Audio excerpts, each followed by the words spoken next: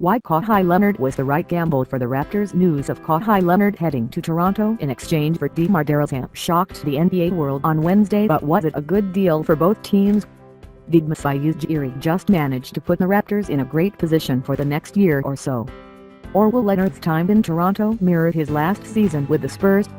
Andrew Sharp and Ben Oliver discuss on the latest episode of the Open Floor podcast. Andrew Sharp: how are you holding up with everything that's happening with the Spurs right now?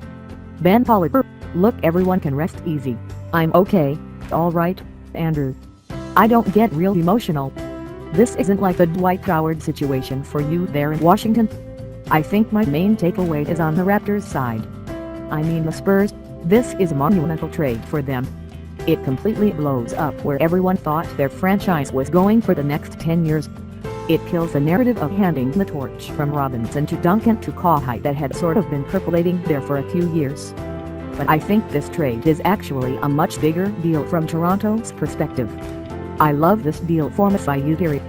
Not only are you upgrading, obviously, from DeMar DeRozan to Kawhi Leonard, assuming Kawhi is healthy or reasonably healthy. He's a massive upgrade, especially in the playoffs. But you're adding a guy in Danny Green who is also an experienced playoff player, a really quality defensive guy, someone who you can stick on opposing teams' point guards in the playoffs for matchups to show them some length. And now you're getting into some really creative lineups where you can play Lowry, Green, Leonard, Fogg, Pascal. I think the next move for Toronto is really to get one of those crazy German procedures done on Serge Ibaka, because then their team would be really nice if they could give him that special knee treatment that has been going around in recent years. But even Ibaka regardless, this roster has some nice and modern five-man groups that they can throw out there together. And when you're looking at a team that hit a very hard ceiling in the playoffs the last couple of years and was stuck with some pretty big contracts that looked difficult to move when you had Lowry or DeRozan, to be able to come out of this summer with basically the second or third biggest catch of the entire offseason, without parting with any meaningful part of a champion-type rotation. I mean, DeMar was never really going to be that type of guy. I mean, they sat him down in the playoffs because they were better without him. When their entire season was on the line, he was riding the bench, and that wasn't like Casey losing his mind. That wasn't a bad decision.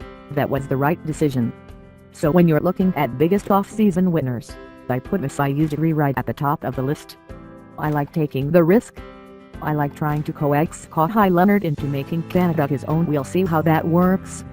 But in terms of a short-term move to position for a title, I love it for Toronto. Sharp: yeah, I agree with you. I have a number of different angles. I just filed a big winners and losers column, quickly after sort of trying to pick the pieces of my brain off the ground this morning once this finally happened. I like it for Toronto.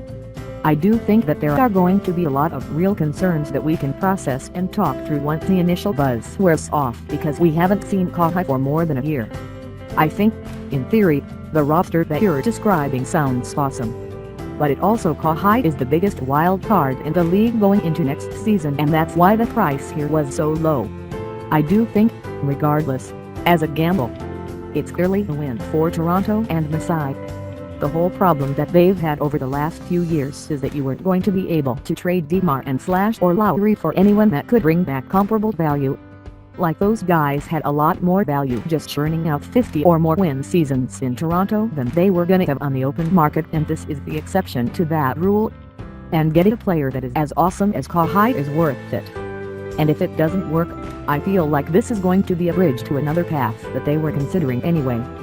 When you go back to the sweep, every option was on the table.